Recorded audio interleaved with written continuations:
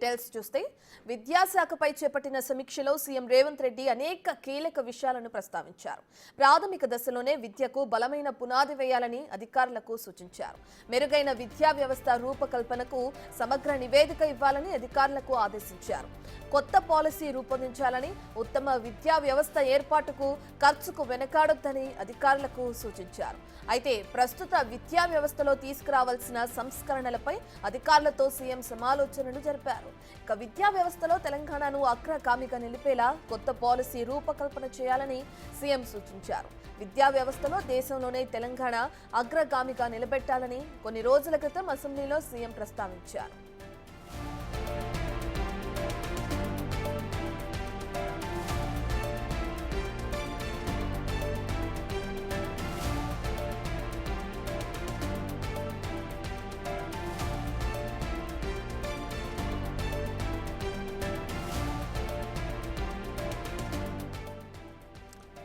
ఏదైతే కొన్ని రోజుల క్రితం అసెంబ్లీలో రేవంత్ ప్రస్తావించిన విధంగానే ఇప్పుడు విద్యా వ్యవస్థ పైన సమూల మార్పులకు ఒక ముందడుగు వేశారని చెప్పుకోవచ్చు. ప్రస్తుత విద్యా వ్యవస్థలో కొన్ని మార్పులు తీసుకురావాలి, కొన్ని సంస్కరణలు రావాలి. ఇక అందులో దానికి సంబంధించి అధికారులతో ఆయన సీఎం రేవంత్ రెడ్డి సమాలోచనలు చేయడం మనం చూస్తున్నాం. విద్యా వ్యవస్థని అటు తెలంగాణలోనే తెలంగాణను అగ్రగామిగా నిలపాలని చెప్పి కూడా రేవంత్ రెడ్డి ప్రయత్నం. ఇక అందులో భాగంగా విద్యాశాఖపై చేపట్టిన సమీక్షలో సీఎం రేవంత్ రెడ్డి అనేక కీలక విషయాలను ప్రస్తావించారు.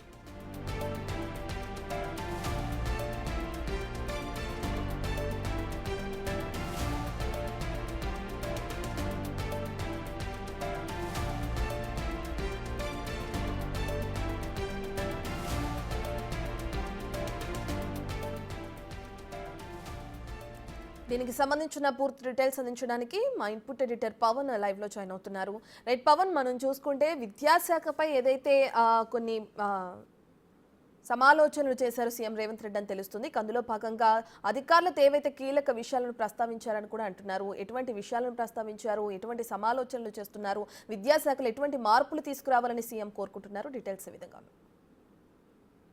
ఇటీవల జరిగిన అసెంబ్లీ సమావేశాల్లో ముఖ్యమంత్రి రేవంత్ రెడ్డి కేంద్రం విడుదల చేసిన ఒక నివేదికను సభలో ప్రవేశపెట్టారు. సభలో దాన్ని చదివి వినిపించారు. ప్రస్తుతం తెలంగాణలో విద్యా వ్యవస్థ ఏ రకంగా భ్రష్టు పట్టిపోయింది, తెలంగాణ విద్యార్థులు ఎంత వెనుకబాటుతనానికి గురై ఉన్నారనే దానిపైన సవివరంగా అంకెల వారీగా వివరించారు. దానిలో భాగంగానే విద్యా వ్యవస్థలో తీసుకురావాల్సిన మార్పులపైన నిన్న విద్యా కమిషన్ చైర్పర్సన్ ఆకునూరు మురళి ఇతర ఉన్నతాధికారులతో ఆయన ఇంటిగ్రేటెడ్ కమాండ్ కంట్రోల్లో సమీక్షా సమావేశం నిర్వహించారు. ఖచ్చితంగా రాబోయే రోజుల్లో విద్యా వ్యవస్థను మెరుగుపరిచేలా తెలంగాణ రాష్ట్రానికి సంబంధించిన విద్యార్థులు మెరుగైన నైపుణ్యం పొందేలా తగిన చర్యలు తీసుకోవాలి. దానికి అవసరమైతే కొత్త పాలసీ తీసుకురావాలంటూ అటు అధికారులకి ముఖ్యమంత్రి సూచించారు. ప్రస్తుతం విద్యా వ్యవస్థలో ఉన్న లోపాలు, తీసుకురావాల్సిన సంస్కరణలపైన ప్రధానంగా ఈ చర్చ అంతా కూడా జరిగింది. నిన్న అటు విద్యా కమిషన్ చైర్పర్సన్ ఆకునూరు మురళితో పాటు ఇతర కమిషన్ సభ్యులు అటు పిఎల్ విశ్వేశ్వరరావు కావచ్చు, చారుకొండ వెంకటేష్ తదితరులతో ఆయన సమావేశం నిర్వహించారు.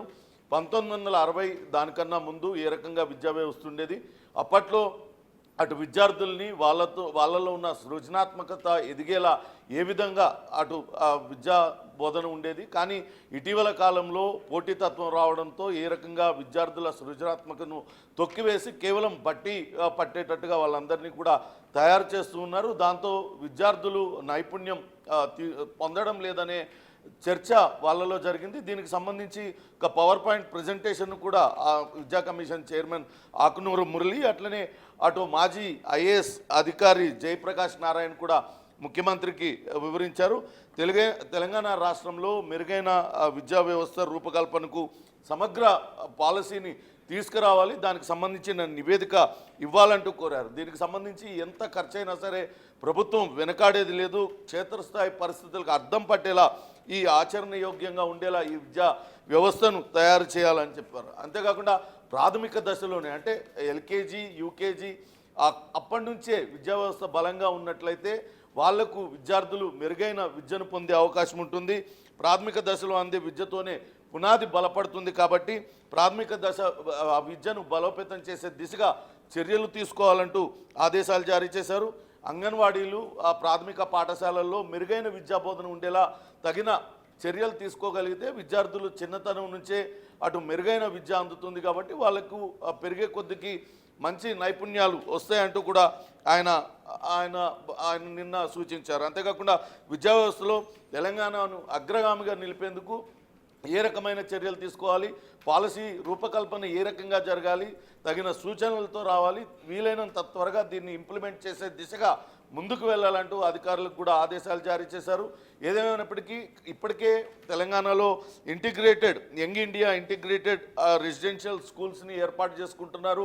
అటు ప్రతి నియోజకవర్గంలో ఇటువంటి స్కూల్స్ ఏర్పాటు ద్వారా ఆయా నియోజకవర్గాల్లో ఉన్న పేద మధ్యతరగతి విద్యార్థులకు నాణ్యమైన విద్యను అందించే సంకల్పంతో వీటిలన్నింటినీ కూడా ప్రారంభించుకున్నాం. అట్లనే యంగ్ ఇండియా స్కిల్ యూనివర్సిటీ నిర్మాణాన్ని సైతం అందుకే చేపడుతున్నాం. కాబట్టి విద్యార్థులు వాళ్ళ భవిష్యత్తు పైన ఖచ్చితంగా దృష్టి పెట్టాలి. దానికి సంబంధించి మెరుగైన విద్యా వ్యవస్థ ఉంటేనే ఇదంతా కూడా సాధ్యపడుతుంది. కాబట్టి వెంటనే దీనిపైన పూర్తి స్థాయిలో దృష్టి సారించాలి. దీని అమలుకు ఎంత ఖర్చైనా సరే వెనకాడకుండా ఒక మెరుగైన పాలసీని రూపొందించాలి. ఇతర రాష్ట్రాల్లో ఏ రకమైన పాలసీని అవలంబిస్తున్నారో అవసరమైతే ఆయా రాష్ట్రాలు ఆయా దేశాలు తిరిగి చూడాలంటూ కూడా అధికారులకు ఆదేశాలు జారీ చేశారు. ఇప్పటిదాకా విద్యా వ్యవస్థలో అత్యంత పటిష్టమైన అత్యంత బలమైనది నార్వేలో అటు ఉన్నట్లుగా చెప్తున్నారు. అక్కడ ఏ రకమైన విద్యా వ్యవస్థ ఉన్నది, అట్లనే ఇతర రాష్ట్రాల్లో ఏ రకమైన విద్యా వ్యవస్థ ఉన్నది, దాన్ని మనం ఎలాగా ఇంప్లిమెంట్ చేస్తే ఇక్కడ మన విద్యార్థులకు మెరుగైన విద్య అందుతుంది, నాణ్యమైన విద్య అందుతుంది, తగిన విధంగా వెంటనే చర్యలు తీసుకోవాలంటూ కూడా ముఖ్యమంత్రి అధికారులకు ఆదేశించారు. వీలైనంత త్వరగా దీన్నంతా కూడా కార్యరూపం దాల్చే విధంగా చర్యలు తీసుకోవాలంటూ అటు ముఖ్యమంత్రి విద్యాశాఖ అధికారులకు ఆదేశాలు అయితే జారీ చేశారు. Ratna. Right, thank you Pawan.